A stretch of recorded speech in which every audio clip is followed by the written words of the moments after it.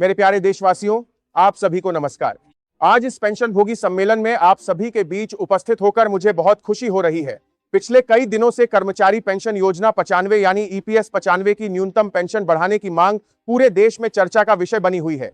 कई साथी वर्तमान 1000 रुपए की पेंशन को बढ़ाकर 7500 रुपए किए जाने की मांग कर रहे हैं। आज मैं इसी विषय पर अपनी बात आपके सामने रखना चाहता हूं। सबसे पहले मैं ये कहना चाहता हूं कि आपकी चिंता और आपकी परेशानी पूरी तरह समझी जा सकती है। कई वर्षों पहले तय की गई 1000 रुपए की पेंशन आज की महंगाई के दौर में पर्याप्त नहीं मानी जा सकती। क्या इतनी राशि में किसी बुजुर्ग का दवा, राशन और दैनिक खर्च आसानी से चल सकता है? शायद नहीं।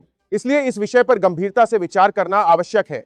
लेकिन साथियों, किसी भी बड़े फैसले के साथ देश की आर्थिक स्थिति और पेंशन कोष की मजबूती का भी ध्यान रखना पड़ता है। यदि बिना पूरी तैयारी के अचानक बहुत बड़ी बढ़ोतरी कर दी जाए तो भविष्य में पेंशन व्यवस्था पर अतिरिक्त वित्तीय बोझ पड़ सकता है। हमारी कोशिश यह आदिका की बारह है, जेनी बाद ने जीटीपीआईए एनरसी के साथ मारा यहां पर होनी चाहिए कि आज का फैसला आने वाले वर्षों में भी टिकाऊ साबित हो।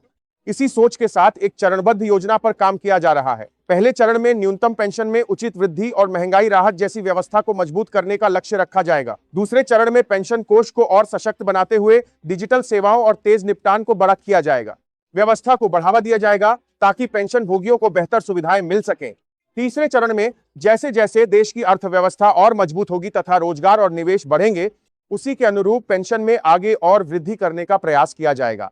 उद्देश्य यही रहेगा कि बुजुर्गों को सम्मानजनक जीवन मिले और भविष्य की पीढ़ियों के लिए भी पेंशन व्यवस्था सुरक्षित बनी रहे। हमारी प्राथमिकता केवल आज की समस्या का समाधान करना नहीं, बल्कि आने वाले वर्षों के लिए एक मजबूत और भरोसेमंद पेंशन प्रणाली तैयार करना है। देश के हर बुजुर्ग, हर कर्मचारी और हर पेंशन भोगी को सम्मान मिले, यही हमारा लक्ष्य होना चाहिए। आप सभी का सहयोग और विश्वास इस दिशा में सबसे बड़ी ताकत है। आइए मिलकर ऐसी व्यवस्था बनाएं जो आज भी मजबूत हो और आने वाले समय के लिए भी सुरक्षित रहे। आप सभी का बहुत बहुत धन्यवाद।